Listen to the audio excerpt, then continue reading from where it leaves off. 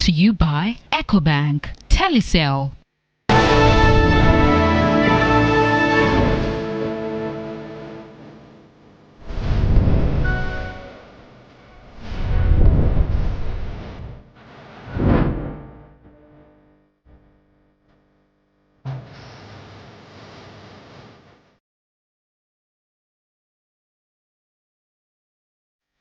Hello there, good evening and welcome to another episode of Business Focus here on TV3 with me, Michael Obodu.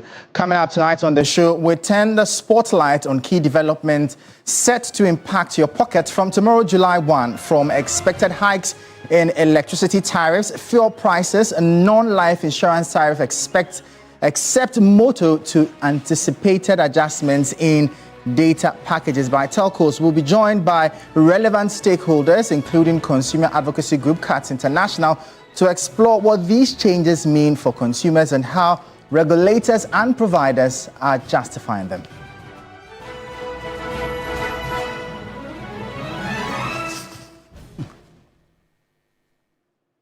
Details of these and many others coming up shortly. But I'll turn attention now to the currency and commodities market and bring you updates. Now, on the interbank foreign exchange market, the dollar will be bought from you at 10 cedis 30 pesos, sold to you at 10 cedis 31 pesos. The pound will be bought from you at 14 cedis 11 pesos and sold to you at 14 cedis 13 pesos. The euro will be bought from you at 10 pesos, sold to you at 12 cedis 11 pesos. And do note that these figures will be much higher at a forex bureau near you. Now, on the treasury bills market, these are the rates that you would get as of June 27. The most recent auction, 91-day bill is going for 14.17%, 182-day bill is going for 15.25%, and the 364-day bill is going for 15.66%. Now, on the commodities market, cocoa, the price of cocoa is up by $95. It's trading at $9,016 per ton. Gold is up by almost $12. It's trading at $3,286 per ounce. However, crude oil is down marginally by $0.22, trading at $67.55 per barrel.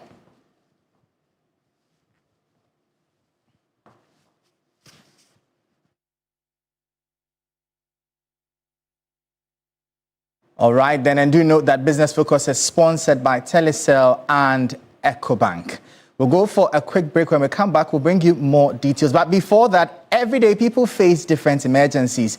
Police emergency, fire emergency, medical emergency, you name it. But many Ghanaians don't know their emergency numbers. Well, here's one you would want to remember. Star 770 hash. Yes, star 770 hash is the new EcoBank money emergency number. Star 770 hash gives you instant access to loans, fund transfers, utility payments, airtime and data purchases, and so much more, even without data. So there's no need to panic when you find yourself in any money emergency. EcoBank will always come to your rescue. Dial star 770 hash now for solutions to your money emergencies. EcoBank, the Pan-African Bank. We'll go for a quick break. When we come back, we'll delve into our conversations for today. Stay tuned.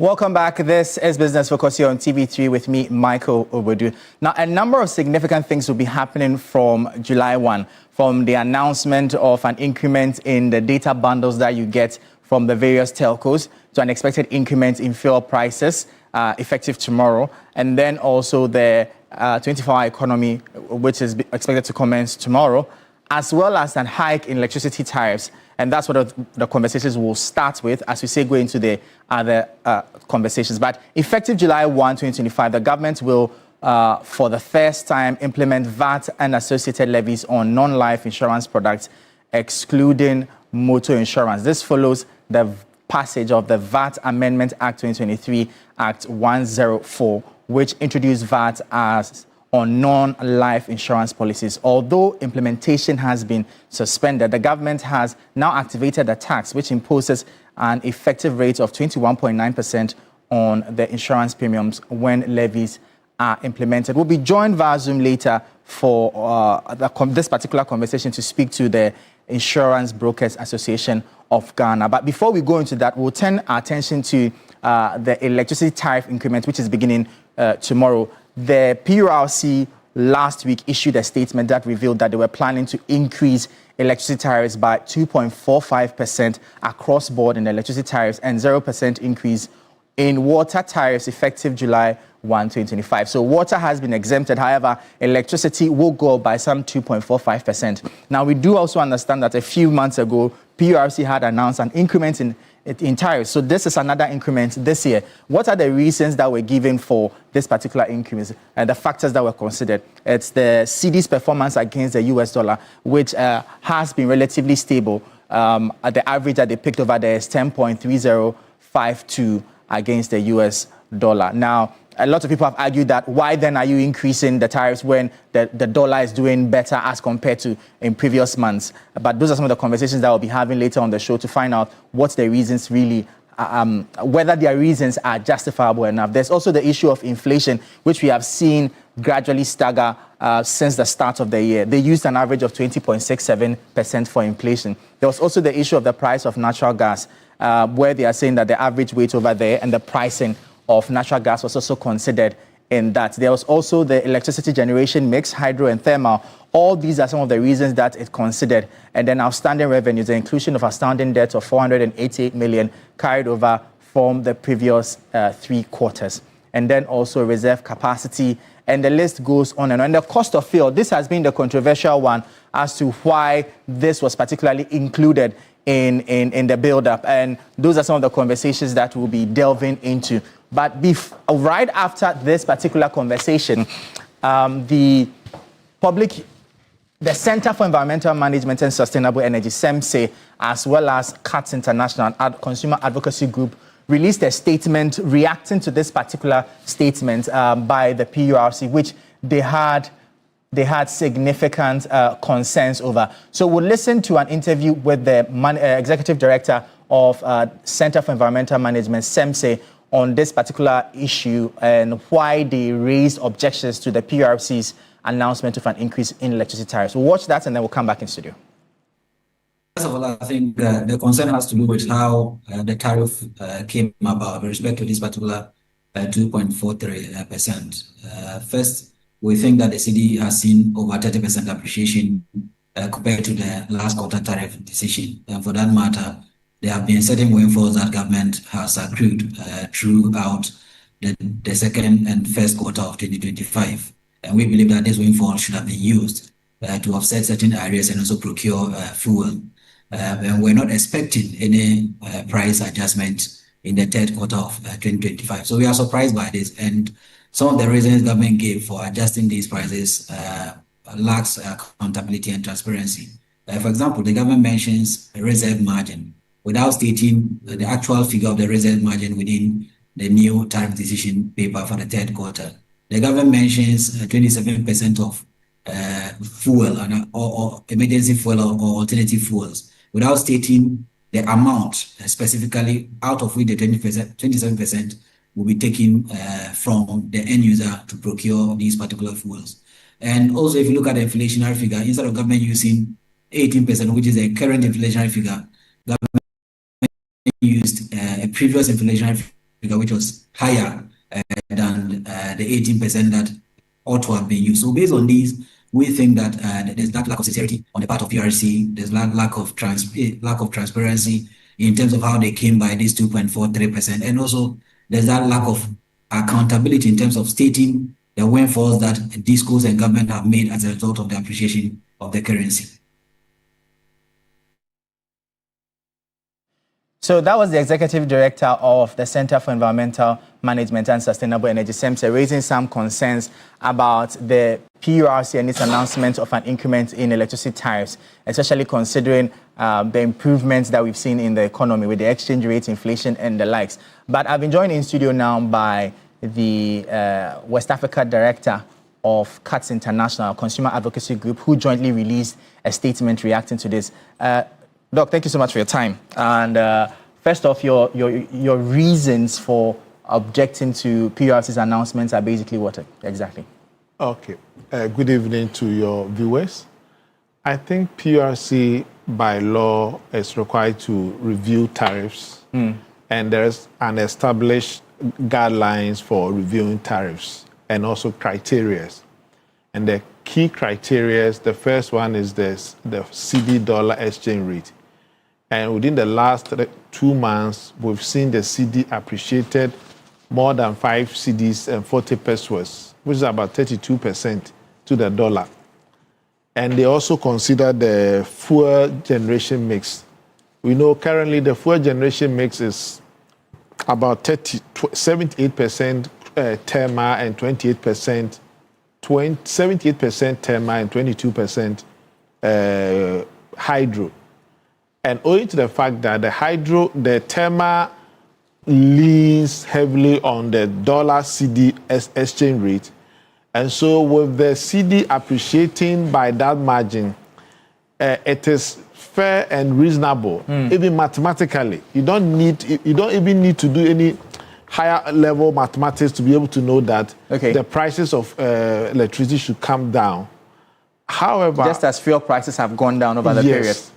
However, we woke up on Wednesday morning to see that PURC has defied gravity to increase prices. And now they are giving us 3 new reasons that has never been a factor in determining prices. The first one being that they need to buy light crude and these other commodities to power the thermal plants. They also talk of the reserve margin, and finally they also talk about some debt. And PURC has been very quick to allow ECG to get its leeway. ECG has become more like an albatross on Ghanaian consumers. ECG has a lot of technical and commercial losses. PURC is not able to crack the whip on ECG, but it can come to you and I asking us to pay more at a time that ECG is not performing as required of them. Early this year, we heard of the missing containers. We don't know what has happened to it. There's so many rot within the energy sector. Instead of PURC addressing those things, they are rather asking the Ghanaian consumers to pay. And you have described ECG as a sports child who you are giving more money to misbehave. Yes. But I'll let Dr. I said I was going. I'll let the CEO of the GNCCI come in on that. And for you as industry, what do you make of this announcement by PURC and the push train, especially considering where we find ourselves economically? Well, thank you. I think the increment, of course, is not justified. On the back of what my colleague just said, everything points to the fact that there should have been a reduction in both electricity and water. Now, if you compare the information they released last quarter to this quarter, you realize, as I said, they have introduced additional variables. This is a quarterly review. And for me, quarterly reviews should not include additional variable. They should at least waited for the main review in September and explain to citizens that for September, because of ABCD, we are going to add new variables in our computation. This thing was not actually done. In fact, if you take out the 2 or 3 key variables that they added and you compute, electricity should have gone down by at least 20%. At least 20%. If they have taken out these 2 variables. Yeah. And water should have gone down by 7%. So we should have enjoyed a relief in this quarterly review. But we are rather being asked to pay more. Now, cumulatively, from last quarter to this quarter, the new one that you are coming, if you're a business person and you add it together, your electricity cost has been increased by 17.2%. This year alone? This year alone. And for a business person, that electricity or energy constitutes 30% of your cost. An increase of 17.2% is that huge. So there's no justification. When there is the need for businesses and consumers to enjoy some relief, we find a way to introduce new taxes, new levies, anything that will increase our cost. But when they're supposed to increase, they increase it faster. For me, it's not justifiable in any way for them to have done that. Okay. And the consultation is key. You cannot just get up and introduce the variables without consulting consumers and key stakeholders. So we are not in support of this. At least they should have reduced it for us, reduce the cost of production. Now you and me and everybody is asking businesses to reduce prices day in, day out. You are introducing a new cost to their production cost, and then you're asking them to reduce prices. How do you expect them to do that? So if there had been a reduction, then obviously we will have the edge, or will be justified actually in asking businesses to reduce. But for now, I don't think that prices are going to reduce as expected, because this increment will obviously take some part of this reduction. Aren't you merging 2 unrelated issues? Because the fact of the matter is that economic conditions have improved. So for you to say that now, because of a yet to even implemented policy, we shouldn't expect prices, and I think that would be fair to consumers. I'm sure Katz also wouldn't agree to you with that comment. But before you, let me explain. Let me explain. You see, this one translates into a direct cost to anybody who is using energy. The issue about improvement in macroeconomic variables, the issue about exchange rate and all those things have all been factored in, because people are now, you've seen a reduction in all these prices, some level of reduction. So if you have at least maintained it at that level, then this improvement in economic variable that you are talking about would have then translated into a higher a reduction in prices. But now you are introducing a new cost. Obviously, cost of production goes up. And this one is direct. You don't expect that their cost is increasing and you expect that they reduce prices. It doesn't work like that. Fair point. To you, Cat International, Mr. Adumakun, some have also argued that probably this is just a backdoor approach to sort of subtly reintroducing ingeniously the energy sector recovery levy that government wasn't able to implement. Remember that levy was also to help in the purchase of gas for the IPPs as part of some sort of an interim arrangement. Do you buy into that maybe this has become a necessary evil, especially from the PRC side? I think PRC needs to be very transparent with Ghanaians to start with. As Mark said, this is more of a major review, because you are introducing 3 new variables and you sit in the comfort of your office at Ridge and come up with tariff without consulting people. Now, even they talk of reserve margin. What went into the reserve margin? What is the percentage? I mean, it lacks clarity. So what is the, because already we know that we have we are paying for idle capacity. Yeah. And I don't know how this reserve margin balances what they are talking of. And so PRC should have been very forthright with Ghanaians. And I think that until maybe we go to court to one day put an injunction on their tariff review, they will do what is right. And you know one thing? Maybe we should, because consumers expect a lot too from you consumer advocacy groups who are speaking for them. Knowing well that the tariffs was, the last one, they gave us about 3 weeks. This one, they knew very well that if they announced upward review, Ghanaians will be angry. So they just gave us less than 6 days notice for that. And even one thing that is also fundamental is that this new tariff has not even been gazetted, and tomorrow is taking effect, which is also against the law. The previous one also, they did the same thing. And I think that PRC is doing illegalities. And if CAT doesn't even take PRC to court, I'm sure that some organizations might take PRC to court for allowing illegality to happen in the energy sector. But let me say something with regards to the prices. You know, the trade minister, the president, has been urging businesses to reduce their prices. And they gave about 60 days. Now, I think we have about 30 more days for that thing to happen. Government could have demonstrated leadership. PRC government, I'm saying government because the majority leader was in parliament last Friday supporting the increment. And the energy minister also the same thing. So what it means is that government, of course, PRC is an independent body, could have demonstrated leadership by example by saying that, look, we are going to allow tariffs to go down in line with the market variables. But instead, they have allowed prices, the tariffs to go up. So Mark, others will argue that we've seen worse. At least this increase is marginal.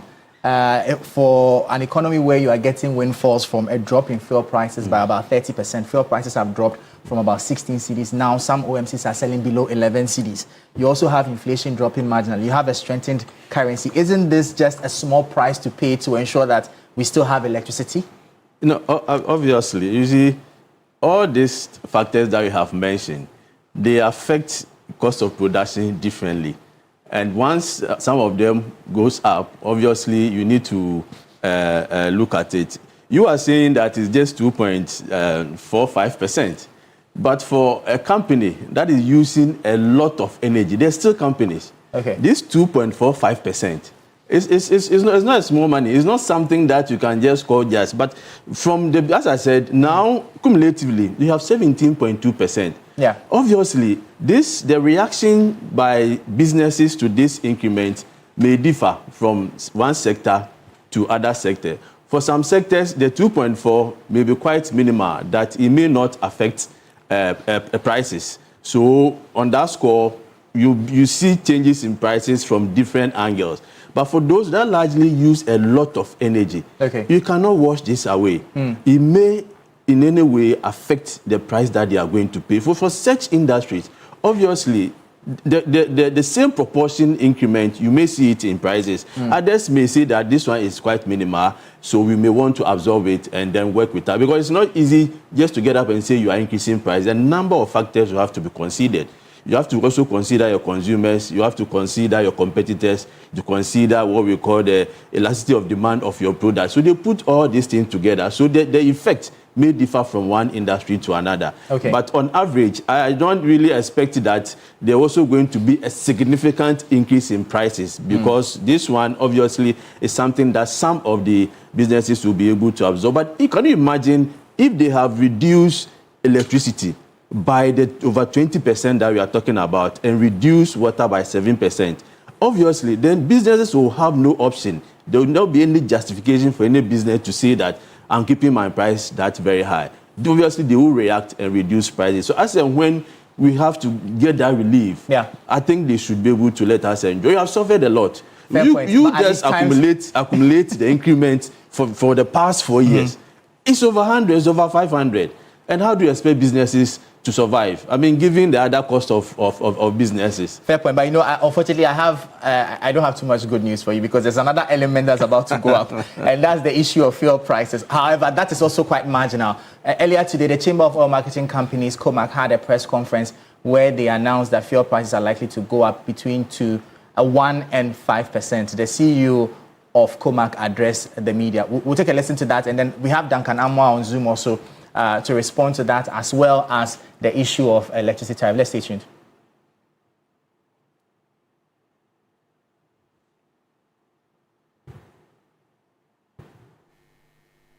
Basically, if you look at the outlook, we pick a window. Okay, what we do at the chamber is very, very critical. we don't only look at the closing days pricing, look at the entire window. You reckon that at a point in time in this window, the prices went up. So obviously the average of the window will not be the same as even the opening window or the closing window. And some BDCs might have bought products within the window when prices were high. And that's the more reason why we pick the average. We also have the average of this average with the floor price that MPA gives us. So basically, we are looking at a two system that are both very, very relevant in terms of looking at the pricing outlook. However, one thing we've seen in this country, and I believe that I can say that emphatically today, when fuel prices were going up, most of the calls I had was, why the fuel prices were going up and you don't see that effect in the pump price? And that's why I always say that we are in a country where it takes time for global benchmark prices to have effect on our pump prices. So at the same time, when fuel prices are going down, please, media houses, be patient with us. That it takes time to outsell those that we had bought when fuel prices were up in terms of the international benchmark prices. So we are looking at just 2% increase in petrol and LPG around 1%, but I think diesel is around. So that was Dr. Riversinghopong. He's the CEO of the Chamber of Oil Marketing Companies, announcing that fuel prices will go up. LPG is expected to go up by about 1%, petrol by about 2%, diesel by about 5%. But well, prior to his announcement, one person who had already trumpeted that we should expect this, and the more reason why government must begin to put in place systems to absorb us from international shocks, was Duncan Amwa. Duncan, thank you so much for your time. Michael, thank you. Thank you for having me. You had predicted it has happened. What's the way forward?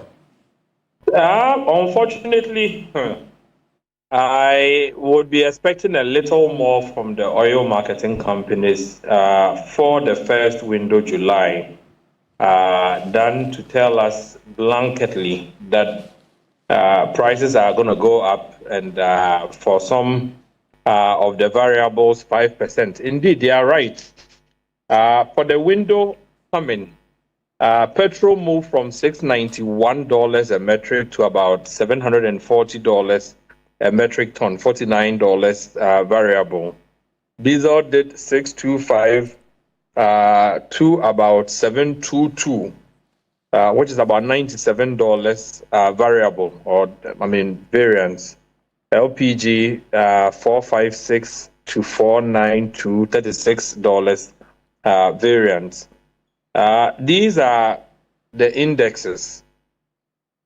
Comac is right that the prices could go up. We will not falter some of the oil marketing companies if they go up.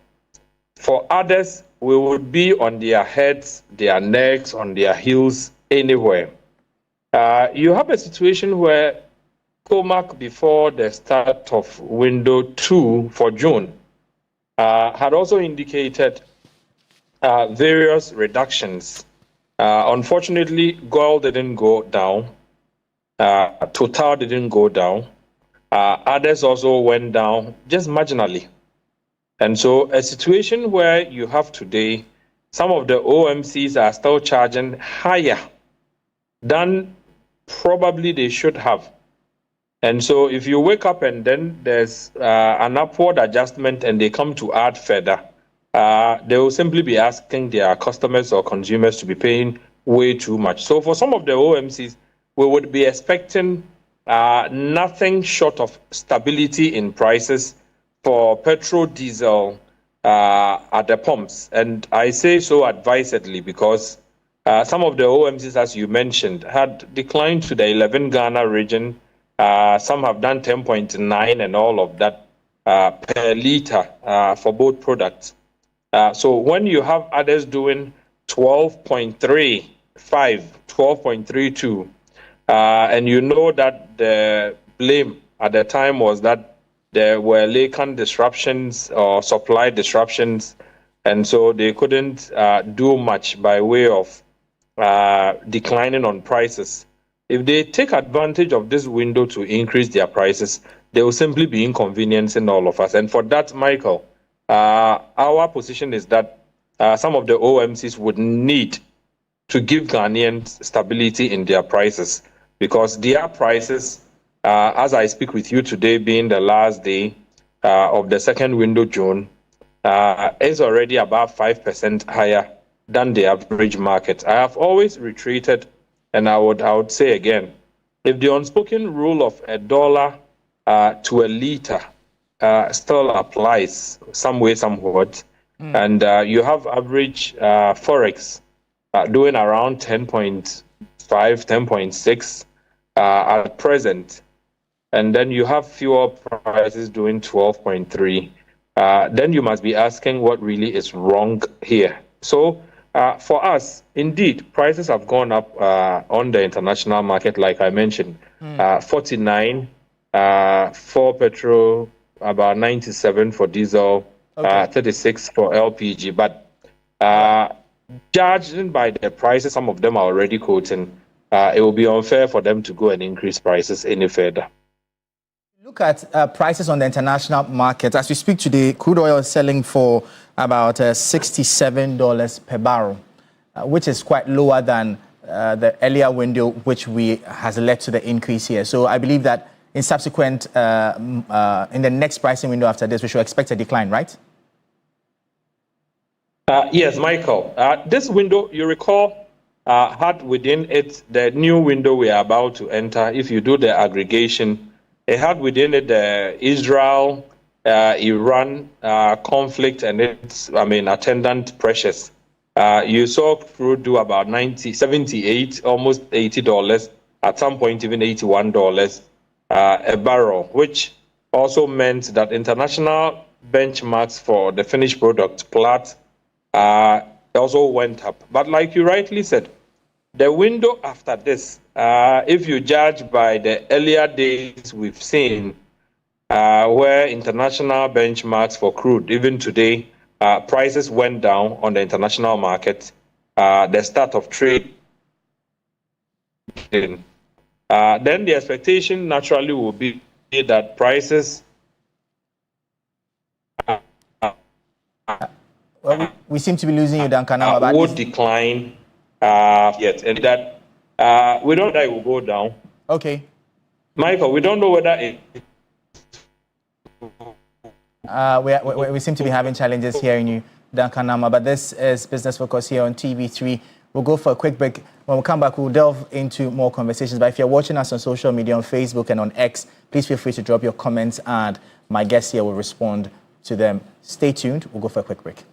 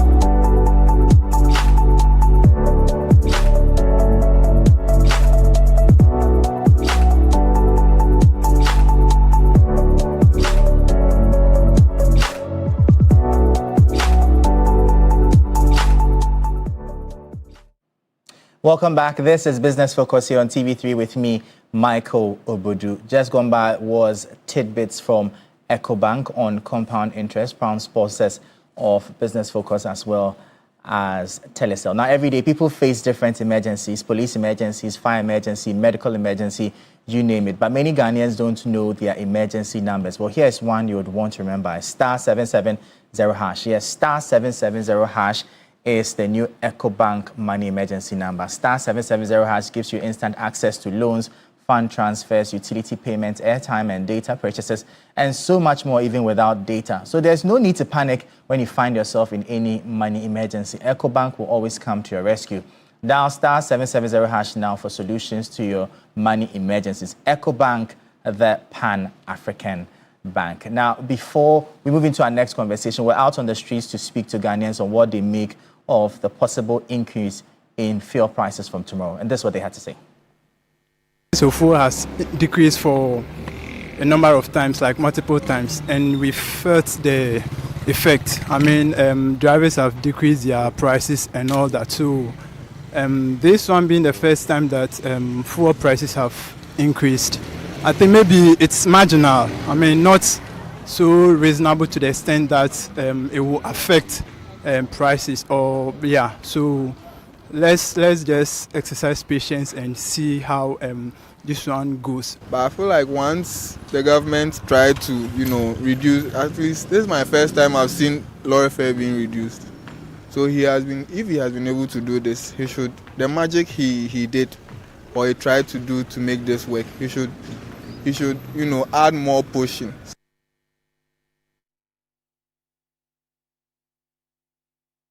So those were Ghanaians there on the expected increase in fuel prices there. Not too happy about it, but then we'll see how things go, especially with the reassurance that maybe things will reset up during the next pricing window. But we now move to the issue of insurance on VAT on insurance. And joining us via Zoom is Vice President of the Insurance Brokers Association of Ghana, who's also a member of the NIC, that's the National Insurance Commission Committee, set up to draft the tax handle, Stephen Yeboah Kwarteng. Thank you so much for your time, sir. Can you shed more light into this new tariff and which insurance businesses will it affect?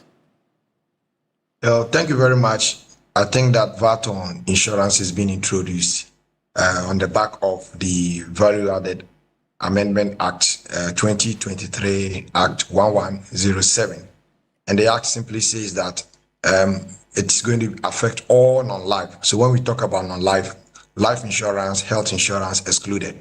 But in 2025, government also did further amendment to the 2023 Act by taking out motor insurance. So thankfully, motor insurance will not be affected. So apart from motor insurance, life insurances, and medical insurances, all other insurance lines are going to be affected by this new tax. That is taking effect from 1st July, which is tomorrow, 2025. Interesting. We know that IBAG as an institution has always been averse to any form of hike in insurance rates because, of course, of the very low insurance penetration level in this country, and you wouldn't want anything to serve as a disincentive. How do you feel about this policy, especially for you who is part of the committee? Well, so as committee members, we are working with GRA to ensure the smooth implementation of the tax. And it's not only IBAC. I think GIA, all of us, the insurance industry, as you know, government is always looking for revenue to balance the books. But as players, we also have different opinion. We think that insurance penetration is already very low. We are contributing to just 1.1% of GDP. The number of people who don't buy insurance. And government themselves, I mean, since President Mahama was sworn in, government is making a lot of effort to rope in micro insurances. Recently, they are launching a scheme where government will support farmers to be able to provide agri insurance. So on the back of all these, if you introduce VAT, on it, it becomes disincentive to people.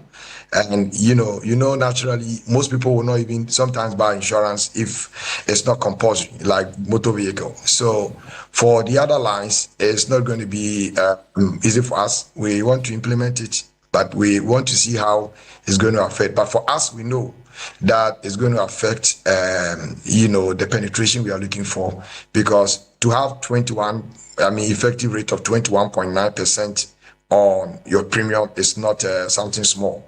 So all of us are not happy, but we are still in talks with the government, and we are trying to see maybe in the course of the rationalization of value-added tax, government has assured that they intend to rationalize the VAT regime, because the 21.9 we are talking about is because, you know, in Ghana, the regime that we have, all the levies, the National Health Insurance levy, Get Fund levy, and COVID levy, they are all loaded on the cost before you apply VAT. VAT itself is 15%. But when you load all those levies and you add VAT to it, that's why you get the effective 21.9% rate we are talking about. So it's an interesting time ahead of us. We are hoping to see that at the end of the day, it will not have impact on us, but we'll be able to sustain the insurance business in Ghana. All right, very interesting indeed. But then what has been government's justification, especially during your engagement as a committee on this particular increment? So let me clarify that the implementation committee we've been asked to work with GRA, but as industry bodies, I think we've had some representation with the finance minister. You know, we are under a program, and under the program, government need to balance their, revenues with expenditure. So I think government is looking at other areas where they can get in some additional revenue to be able to show up the revenue. Remember that they've taken away, the e-levy. That is going to bring some revenue shortfall. So naturally, government is looking at introducing taxes on some other areas to ensure that they be able to balance the books. So for us, I think it's just purely a revenue measure. Yeah. We have made some presentation to the minister because the law was there since 2023. So minister said they are trying to implement the law that already existed. But the first step they took was to exclude motor insurance so that it doesn't affect transport fares and other ones. We are still talking to government if they can actually scrap the whole thing, because it's the first time we're introducing VAT on insurances in Ghana. So it's purely a revenue justification measure. All right, thank you so much. We'll see how all of this pans out the next couple of days. But thank you so much. That was Stephen Yeboah Kwarteng. He's the Vice President of the Insurance Brokers Association of Ghana, bringing more perspective on the expected increase in some insurance policies in the country by about 15%. But another development for 1st July, which is tomorrow, is the issue of data cost in the country, which has been a concern for a number of consumers. However, from tomorrow, we are expecting that the telcos across the country would review their data, the data bundle you get at the current prices that you are buying them. So you are buying for the same price, however, the volume or the value you get is expected to increase. We'll walk you through some of the things, some of the expected increment. But before that, maybe I'll take your thoughts. First of all, I'm sure you are happy about at least anything that will reduce your cost of doing business is good news for you, right? Of course. I mean, I think it's a good news, and let me appreciate the work that the Minister of Communication has done. Obviously, a lot of businesses use a lot of data, and it's become one of the key cost components for businesses. So anything that will reduce the cost is a welcome news, and we support that. So I'll walk you through some of the expected increments. MTN Ghana says to increase data value of all existing bundles by 15%. And in addition to that, the 399 Ghana cedi bundle that was previously reduced to offer 92.88 gigabytes will go back to the original 214 gigabyte, which means you are paying a little less than 1 cedi per gig on that one. Airtel Tigo has also followed suit. All data bundle value will increase by 15%. 400 cedis will increase to 236 gig from the 195. That's about a 40 gig increase from Airtel Tigo. Next also is Telecel. Data bundle values will increase by at least 10% across the entire range of bundles, and a 32% increase for the 400 Ghana cedi bundle that was giving you initially 190. That will go up to 250 gigs. So we see some interesting adjustments there. But for you as CATS International Consumer Advocacy Group, beyond all of this is the fact that the economy has improved significantly. Cost of doing business has seen some relative stability and decline. Could they have done more? Yes, they could have done more because the dollar is a key index in pricing some of these products. And for that reason, even without the minister's intervention, if the market were to be competitive enough, we would have supposed to have seen that the prices should have come down naturally. But because the businesses were holding their prices to their chest, that perhaps informed the minister to engage them. But what has happened is not a market-based solution. It's more like a regulatory approach, which doesn't solve the problem. I think we need to be able to look at the totality of the problem, the telecom sector. Currently, MTN has become very, very big, SMP, significant market player. What it means is that MTN could even afford to sell 100 gig for 100 Ghana cedis, but the law will not permit MTN to do so. That law seems to be counterproductive because if this player has significant share, why not focus on ensuring value for money for consumers rather than disenfranchising them by putting laws like this that actually restricts and then the consumer suffers at the end of the day? So it is more like a corrective measure. But unfortunately, we've had this measure for the past 5 years and it's not been able to solve the problems. And MTN is still becoming bigger and better. I mean, bigger and bigger. And so NCA needs to review the SMP prescription that they prescribe for MTN and look for a more market-based approach. Already, Airtel, Tigo, and Telecel are also struggling to be able to compete with the market. And we are told that the minister will soon announce a new policy direction with regards to Airtel at 80. 80, okay. So we hope that in the long run, the market will be competitive enough and prices, firms will be able to compete on price. Currently, there's no competition among the players with regards to pricing. We're hoping that we see some significant improvement over there so that we'll begin to enjoy windfalls like we are doing with petroleum prices where the market forces are really forcing prices downwards. Thank you so much, gentlemen. That was Apia Kusi Adumako. He's the West Africa Regional Director for CATS International. Thank you so much for your time. Magbedu Abuaji, CEO of the Ghana National Chamber of Commerce and Industry. Earlier also, we had Duncan Namwa, Executive Secretary, the Chamber of Petroleum Consumers Ghana, COPEC. We also had Stephen Yeboah Kwarteng, Vice President of the IBAG, Insurance Brokers Association of Ghana. But before we leave, you know, every day people face different emergencies, police emergency, fire emergency, medical emergency, you name it. But many Ghanaians don't know their emergency numbers. Well, here's one you would want to remember. A star 770 hash. Yes, star 770 hash is the new EcoBank money emergency number. Star 770 hash gives you instant access to loans, fund transfer, utility payments, airtime and data purchases, and so much more even without data. So there's no need to panic when you find yourself in any money emergency. EcoBank will always come to your rescue. Dial star 770 hash now for solutions to your money emergencies. EcoBank, the Pan-African bank, and proud sponsors of Business Focus here on TV3 as well as Telecel. Well, on that note, that will be all for today's edition of Business Focus. For more business stories, please check out our website, s3news.com/business. I am Michael Obudu. Thank you so much for watching. Catch you same time next week. And as always, please stay safe. Business Focus is brought to you by EcoBank, Telecel,